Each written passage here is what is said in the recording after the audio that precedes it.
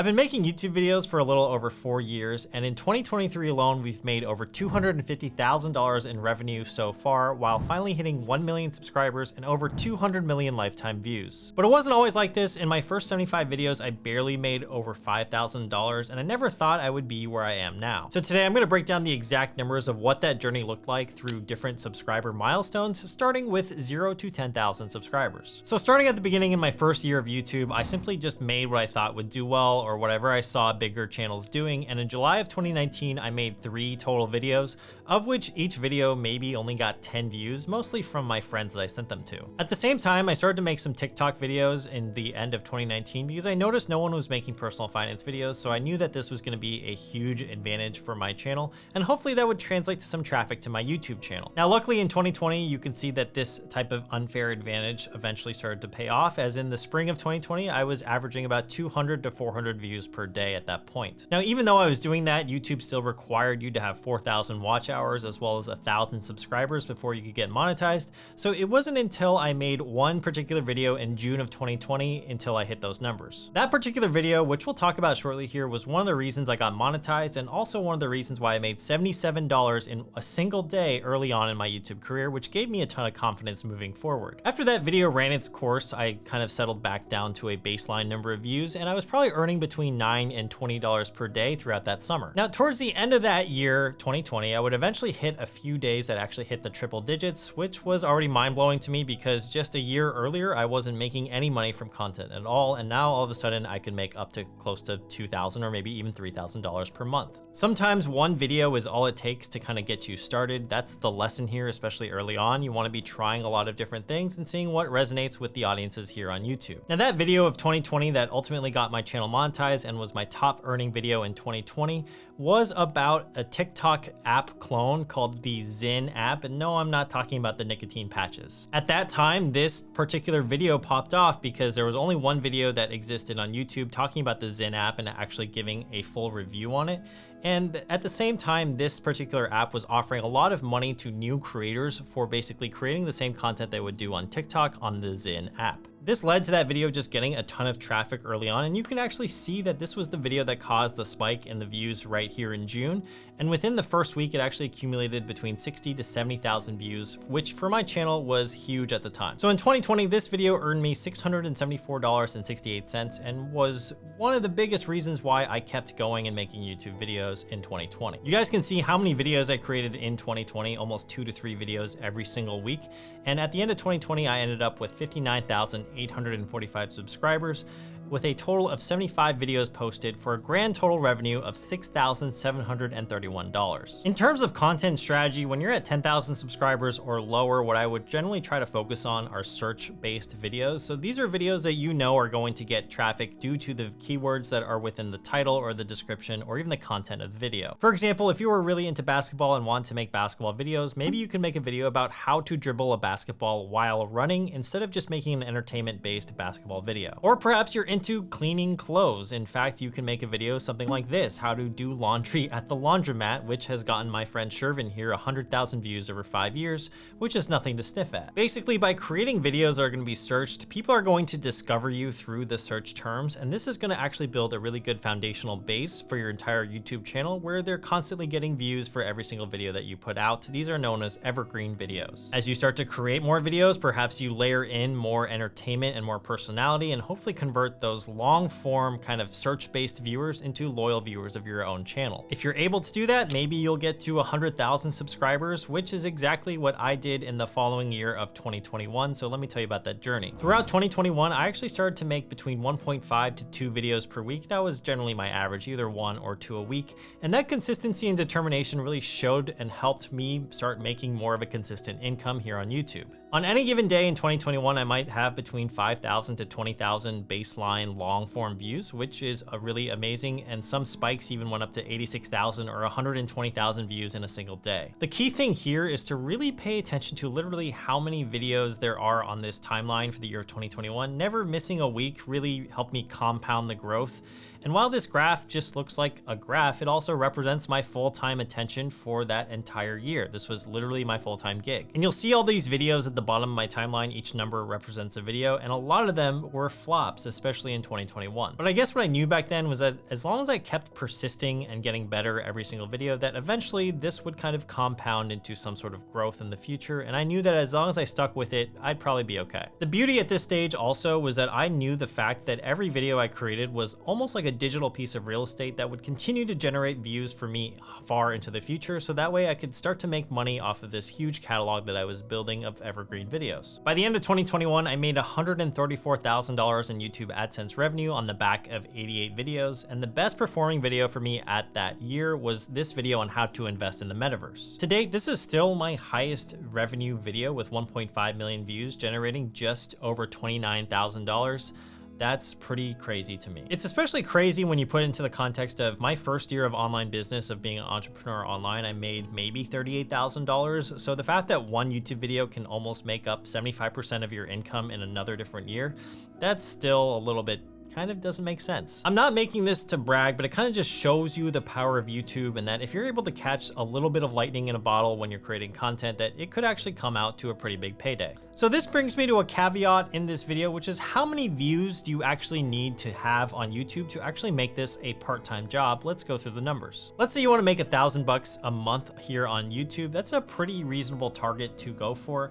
And there's actually a pretty simple calculation that you can run for yourself. YouTube pays you for every 1,000 views that you get. And for most niches, that RPM, or revenue per 1,000 views, is between $3 and $5. With some more lucrative niches such as finance, or perhaps you have a yacht channel, those RPMs could get up to $10 or $20 for every 1,000 views that you generate. Since RPMs are largely driven by the audiences that watch them, the topics that generally interest people with more money, and perhaps they're a little bit older, those are the topics and the niches that will probably make you more money in the long term, especially if you're making videos here on YouTube. So that's just something to consider. For most channels though, the revenue that you gain for every 1,000 views is between $3 and $5. So let's use $5 as a hypothetical example. In order to get $1,000 per month, you need about 200,000 long form views at that $5 RPM number. The way that I do this, I just kind of reverse engineer it. So I take 200,000 views, divide it by 1,000, that's exactly 200. And then I multiply it by the RPM to get my prospective number that I want. So 200,000 views at a $6 RPM would get you $1,200. 200,000 views at a $10 RPM would get you $2,000, etc. So that comes out to around 6,500 views per day on the channel. And for me, that particularly happened when I had about 100 to 150 videos on the channel already posted. I think the biggest lesson that you can take away from trying to get from 50,000 to 100,000 subscribers and beyond is simply just topic selection. After I hit 100,000 subscribers in March of 2021, I would still make videos that sometimes just simply missed the mark. And this was a pretty interesting time for me because even though I had 100,000 subscribers, if one of my videos flopped, I might only get 5,000 views, which is only 5% of my subscriber number. If you guys know the YouTube or YouTube meta at all, if you're getting only 5,000 views and you have 100,000 subscribers, it just doesn't look very good because the number of views per subscribers you have is just so low. So let me give you an example of bad topic selection. So I made this video in 2021 and I titled it "The 2021.com Era Bubble?" which ended up being one of my worst performing videos that year, but at the time I thought it was God's gift to earth. I remember being distinctly frustrated by this video because I thought it was gonna do really great, but now looking back, I think I know the reason why it didn't do well, and it has to come down to basically title and thumbnail. It doesn't create enough intrigue for you to wanna click. You have no idea what this video is about. Perhaps it's a video talking about the stock market bubble, but even in my own titling, I wasn't even sure what the title was about. I mean, you can clearly see here, the 2021.com era bubble. It's like almost like the author wasn't sure of what they were putting out, and that's probably why the video did bad. So the biggest lesson I think at the 100,000 subscriber mark and trying to push beyond that is that topic selection becomes really important, and the ability to create intrigue in your title and thumbnail to actually get someone to click on your video is paramount at this stage. If you can think of a unique and novel idea with a really good title and thumbnail that will get clicks, even if the content is not optimized for retention, I still think that you can have a pretty successful video. For example, here's one of the most viral videos on the internet from Mark Rober. It's called "Egg Drop from Space." Immediately, this makes me want to stop scrolling, and I'm intrigued, like, what happens to the egg when it's dropped from space? Also, is this a real image of that egg? That's pretty awesome. I want to click on it. So in general, this was the problem that I faced at 100K subscribers. I just took whatever idea and I just made it right away. And I actually noticed that among other 100,000 subscriber channels that I usually audit or look at for my friends, is that sometimes they just take the first idea and they run with it without thinking too critically about the idea itself. Now, one tool I started to use around this time was actually vidIQ, which I highly recommend if you're trying to do YouTube. It's basically a plugin that allows you to see what types of videos are trending or look at the most viewed videos based on the keywords that you can search. This helped me with topic selection immensely, and it's still one of the tools that I use on the daily today. So I actually told vidIQ about my channel, and they've generously given me a great promotion to share with you guys today, which is that you can get a 30-day trial of their boost plan for only $1. I'll leave a link down below for that just in case you're interested, or you can just scan the QR code if I happen to put it on the screen right now. All right, let's fast forward to the 500,000 subscriber milestone. This actually happened to me in 2022, so it's actually kind of funny that I hit 100K in 2021 and then 500K in 2022 and 1 million in 2023, which we'll talk about. But after hitting 500K subs in 2022, I felt a little bit of imposter syndrome because most of my subscribers actually came from shorts at this time. It's also here that I got a little bit lost in my own brand's vision. I started to chase video ideas and challenge ideas that I thought would get millions of views, and that kind of strayed away from the original mission of why I created the channel, which was to help people with personal finance, investing, entrepreneurship, etc. No video encapsulated this moment in time more than me trying to sell spam Misubis at a baseball game in 2022, which was a lot of effort for this type of video, but that video ended up flopping because the audience that I had built up just didn't want to see that. This was probably the toughest year for me on YouTube mentally, just because I think I strayed away from the brand vision. I wasn't really too sure what types of videos I wanted to make, and nothing was more evidence than the fact that my revenue also dropped from $500 a day close to the end of 2021 all the way down to $100 or maybe $150 per day in the summer of 22. That's still a lot of money, yes. I'm not saying it's not a lot of money, but it was really disheartening because you're used to seeing these numbers go up and up and up all the time, and then to have it go backwards, it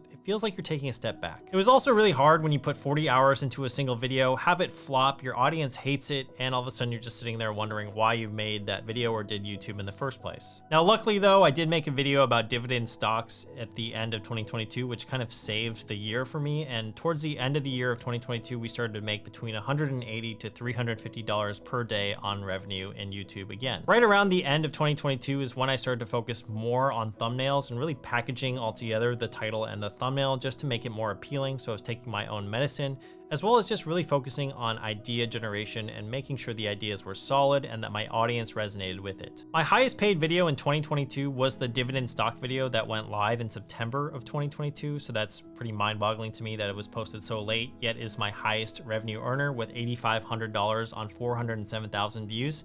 That's close to an RPM of $21.